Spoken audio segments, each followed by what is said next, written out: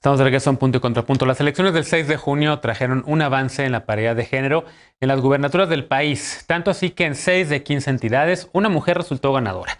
Si las impugnaciones a sus triunfos no prosperan, a finales de este año habrá siete gobernadoras en funciones, una cifra inédita en México. ¿Las acusaciones que enfrentan algunas de las gobernadoras electas vulnera el avance de la paridad o no? Veamos el contexto. En las elecciones del pasado 6 de junio, 6 de las 15 gubernaturas que se disputaron fueron ganadas por una mujer: Chihuahua, Guerrero, Colima, Tlaxcala, Campeche y Baja California. En 3 de ellas los resultados han sido impugnados, así como en San Luis Potosí, Sinaloa y Michoacán. En Chihuahua, el triunfo de la panista Maru Campos fue impugnado por el morenista Juan Carlos Loera, quien acusa que hubo intervención y uso de recursos públicos en perjuicio directo de su candidatura. El gobierno de Javier Corral acusa a Campos de haber recibido 9 millones de pesos a través de la llamada nómina secreta del ex gobernador César Duarte, además de otros sobornos en dinero o en especie. En Colima, el Tribunal Electoral del Estado informó que la coalición Va por Colima, integrada por PRI, PAN y PRD, presentó un juicio de inconformidad contra el cómputo de la elección a la gubernatura, donde Indira Vizcaíno, de Morena, fue declarada ganadora. Esto aun cuando su candidata Meli Romero Celis reconoció la derrota, mientras que en Campeche la coalición PRI-PAN-PRD, que postuló a Cristian Castro Bello, también impugnó el triunfo de Laida Sansores, que fue alcaldesa en Álvaro Obregón hasta hace unos meses, por irregularidades en el proceso y uso de programas sociales a favor de la morenista. En Guerrero, la alianza opositora también impugnó el triunfo de la morenista Evelyn Salgado, señalando graves irregularidades ocurridas antes, durante y después de la reciente jornada electoral. Según el cómputo de votos, Salgado, hija de Félix Salgado Macedonio, ex aspirante a la candidatura, ganó la elección con 62,000 votos de diferencia frente a Mario Moreno de la alianza PRI-PAN-PRD. Punto y contrapunto. Bueno, segundo punto a discutir. A ver, empiezo contigo, Estefanía. ¿Cómo ves estas impugnaciones? Y también no habíamos reflexionado sobre lo histórico que es que tantas mujeres ahora van a ser titulares de un poder ejecutivo en este país, ¿no? Evidentemente esto fue una lucha, digamos que no es un logro de la 4T, es una lucha del movimiento feminista de décadas, de querer tener a mujeres compitiendo por cargos, de querer tener a mujeres gobernando. Finalmente se da, y se da en este 2021. Pero, ¿qué te dicen estas impugnaciones? ¿Qué te dice el caso también de que en Guerrero pues hubo una sucesión familiar prácticamente y un desconocimiento? Mucha militancia de Morena se quejó. Yo ya sé que tú ya no estás en Morena, pero tú fuiste de esas militantes de Morena que se quejaron por la candidatura de Félix Salgado Macedonio. ¿Pero qué decir de todo esto? Sí, primero, claro, no es un triunfo de la 4T, pero es un triunfo de la izquierda y de las mujeres de izquierda que hoy están ocupando espacios en los que se votó la paridad constitucional y que creo que de no haber sido así, de que no hubiera un movimiento de izquierda tan fuerte que pudiera permitirles llegar, incluyendo a compañeras de Movimiento Ciudadano también, pues habría sido muy complicado que se pasara algo así, que sí que creo que es histórico después de tener 2 gobernadoras nada más y de tener nuestra primera gobernadora en 1978 en Colima. Hoy parece que se vuelve a hacer historia en Colima con una gobernadora tan joven, sea quien sea del partido que sea, pero que creo que es un mensaje muy importante, que es Indira Vizcaíno. Y hablando de Indira Vizcaíno, pues sí, parece que entró dentro de toda esta ola de impugnaciones, que yo creo que sí hay un componente de género, y yo lo platicaba con algunas compañeras, porque de alguna manera la participación política de las mujeres siempre se ve muy endeble, como que siempre se ve que se puede tirar, se ve frágil, siempre hay una correlación ahí de fuerzas de superioridad en la que no se puede permitir que ganen las mujeres, y entonces quieren utilizar todas las instituciones y todo el aparato que se tenga alrededor para tratar de tumbar a estas candidatas desde que se registraron para ser candidatas. Todo pues la resistencia que hubo dentro de incluso de los mismos partidos de tener que postular mujeres, porque ya tenían a sus gallos cantados desde hace mucho tiempo.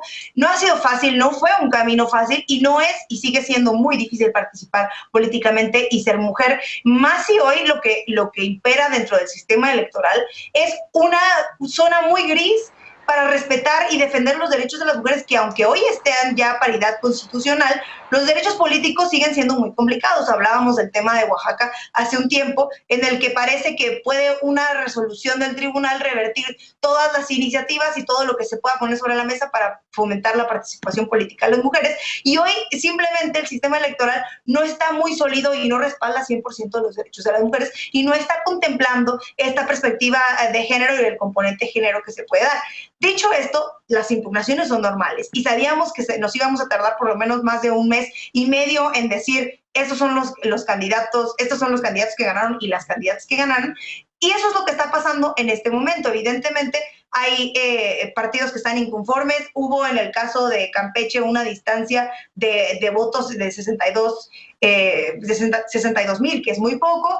Y en el caso de Indira no fue una impugnación, sino un juicio de inconformidad porque fue funcionaria pública. Creo que están sobreutilizando el papel de las mujeres que fueron funcionarias para tratar de atacar por ese lado. Yo solamente diría que esto se está quedando en el plano local y que yo no confío mucho en los tribunales locales, que tiene que subir al plano, al Tribunal Federal, y que ahí se sabrá en realidad de qué lado están. Pero me parece normal dentro del plano de las impugnaciones, pero muy abusivo porque se está dando de sobremanera con las candidatas mujeres, que mucho trabajo les habrá costado llegar, ¿no? Bien, sí. Aurora, ¿es solamente un triunfo de las mujeres de izquierda? Porque yo veo que el PAN también tiene una gobernadora en Chihuahua. Pues justo lo que yo diría es que es un triunfo de todas nosotras las mujeres, porque esa lucha ha sido una lucha histórica en la que han participado mujeres de izquierda, de derecha o de diferentes corrientes ideológicas, y por ejemplo, claro de eso tenemos lo que fue el Frente Amplio Pro Derechos de la Mujer, que fue un frente amplio, interclasista, diverso, y que creo que al final de cuentas también es parte de esa herencia histórica que tenemos hoy. Y si vamos a hablar de los logros de paridad, a mí me gustaría hablar de que otra vez este Congreso Federal lo tenemos prácticamente paritario, 59.6% de mujeres, 50.4% de hombres. Vamos a tener 10 congresos locales con mayoría de mujeres y al menos en el caso del Congreso del Estado de México con una mayoría absoluta de mujeres, que también ese es un dato histórico que creo que se debe de celebrar. Y yéndome al caso de las gobernadoras, justamente en un ejercicio que yo hacía, si contamos de 1953, que se reconoció el derecho al voto de las mujeres en México, a 2021, en ese periodo de 68 años habría 11 sexenios y nos da un total de 352 gubernaturas. De esas 352 gubernaturas, solo 9 habían sido lideradas por mujeres en nuestro país. Y hoy, pues con este resultado de este proceso electoral, pues tendremos 6 gobernadoras más y como mencionabas en el intro, pues por primera vez tendremos 7 mujeres gobernadoras que estarán gobernando al mismo tiempo, y al final de cuentas, pues sí es un avance histórico, pero aún así, haciendo esta suma, son 16 mujeres de 352 gubernaturas que podría haber existido en estos 68 años. Entonces yo creo que al final de cuentas pues sí es un avance histórico, pero la brecha de género aún no la hemos logrado desterrar de este país, y necesitamos avanzar mucho más allá de voluntad política. Creo que se ha avanzado mucho en la materia legislativa, pero sigue habiendo muchos retos, como se ha visto en casos como el de Oaxaca, usando justamente esta cuestión de paridad para que candidatos que pues que no pertenecen a la comunidad trans, por ejemplo, traten de participar como parte del tema de paridad.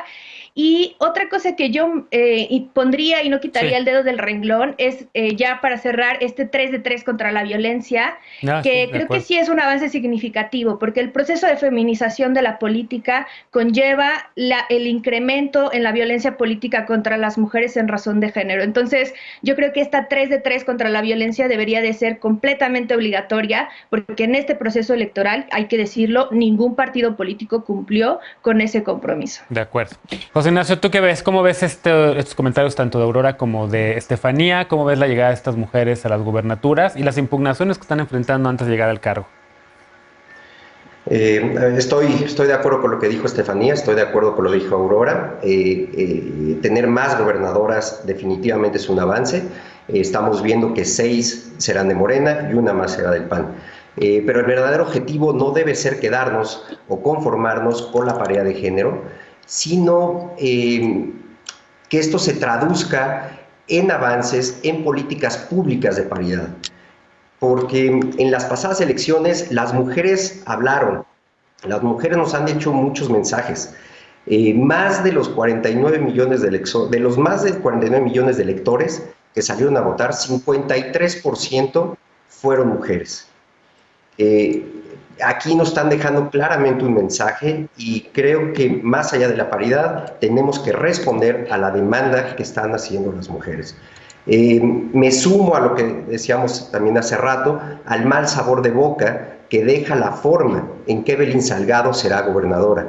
Da gusto que sea una mujer, pero rechazo definitivamente que sea la portavoz de quien realmente va a gobernar Guerrero. Respecto a las impugnaciones que ya están en trámite, es aquí donde se pondrán a prueba los tribunales, los candidatos y los partidos que tendrán que respetar lo que decida la autoridad. Después tendremos que ya todos sacar nuestras conclusiones para seguir revisando los temas relacionados al financiamiento, al tope de las campañas, a la procedencia de los recursos o al uso de los programas sociales con fines electorales. Un tema que no me gustaría dejar a un lado, que debemos de revisar profundamente, es el financiamiento del crimen organizado, así como la intervención a base de amenazas y asesinatos.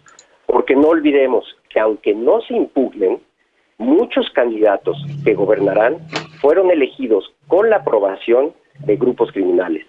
Los mismos grupos criminales, y esto creo que a todos nos dolió, que el presidente calificó que se portaron muy bien el día de la elección. Bien.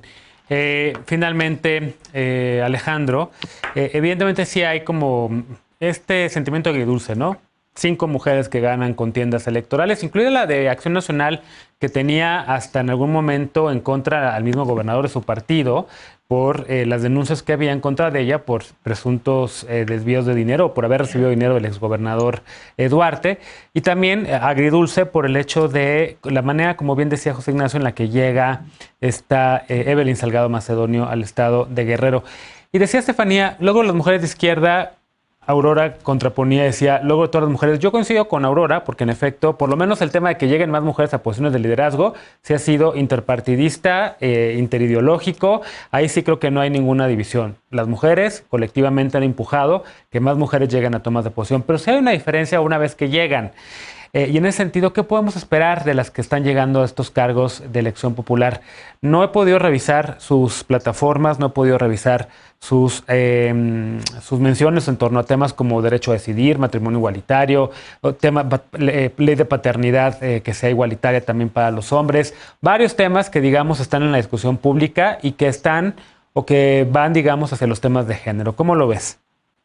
Bueno, yo en primer lugar no minimizaría a Evelyn Salgado, al contrario, la gente votó por ella. Evelyn es la gobernadora electa y hay que respetar la voluntad popular del pueblo de Guerrero que se expresó democráticamente en las urnas. Y me parece que no es menor el avance a nivel nacional. Por lo general, cuando vemos rankings internacionales, nos enfatizamos en los casos en los que México está en una posición desventajosa. En este caso, estamos en los primeros lugares, hay que decirlo. Estamos en una situación mucho mejor, por ejemplo, que Estados Unidos, ni qué decir del gigante sudamericano que es Brasil. Ahí hay una política altamente patriarcalizada. Y me parece que aquí sí ha habido un avance muy importante. Se pasa de 2 gobernadoras a 8 gobernadoras, ¿no? Claudia Pavlovich y Claudia Sheinbaum, ahora son 8, de las cuales 6 son de Morena. Eso también es importante. Ha sido una lucha histórica, sí, de las mujeres, pero también una lucha histórica que se ha nutrido de todas las fuerzas de izquierda. Pero además de las gobernadoras, vamos a tener un Congreso, una Cámara de Diputados paritaria. Y en esto también estamos en los niveles más, en los mejores niveles internacionales. Y me parece que la asignatura pendiente, en donde hay que avanzar con más velocidad, es en el nivel municipal. Ahora, lo que tú dices, Genaro, tiene mucha razón, que la presencia, ¿no? La política de la presencia de las mujeres en puestos de toma de decisiones se traduzca también en políticas de perspectiva de género, en políticas y en legislaciones. Entonces, es muy importante que haya esta paridad, pero lo más importante es sobre todo que esta paridad sirva para avanzar en agenda de género que tiene que ver con mejorar, digamos, la atención a casos de violencia, atender la igualdad laboral y salarial de las mujeres y los hombres y muchos otros temas como la interrupción legal del embarazo y otros tantos que habrá que ir discutiendo uno por uno. Claro, porque la verdad es que honestamente ahorita tenemos a una secretaria de Gobernación que es abiertamente feminista, que participa incluso en marchas o participaba pre-COVID en marchas, que defiende el derecho a decidir. La verdad es que si hubiera llegado, no sé, alguna figura muy conservadora del PES o del PAN que esté en contra del derecho a decidir, pues yo no sé, no estoy tan seguro si hubiera hecho alguna diferencia, digamos, que llegase una mujer en ese sentido, ¿no? Me estaba tratando de acordar el nombre de la excomisionada del tema migratorio, Cecilia, ahorita que me acuerdo que es muy conservadora y que forma parte de Acción Nacional. Cecilia Romero, en efecto. Imagínense a Cecilia Romero de Secretaria de Gobernación llevando temas de género, temas de mujeres, pues la verdad es que yo preferiría y mejor tener a un hombre aliado progre, pero bueno. Hacemos una pausa, a ver, rapidísimo, no, ya se nos fue el tiempo. Hacemos una pausa y regresamos para cambiar de tema. El régimen de Daniel Ortega en Nicaragua ha detenido a 20 personas opositoras a su gobierno. Periodistas, líderes sociales, activistas y hasta excompañeras suyas de la guerrilla. Además de 5 personas que aspiran a la presidencia nicaragüense. Las condenas internacionales han estado sumando, pero México ha tomado otro camino que ha sido criticado incluso por la ex embajadora del presidente López Obrador en Washington, D.C., Marta Bárcena. Regresamos con este tema punto y contrapunto, no te vayas.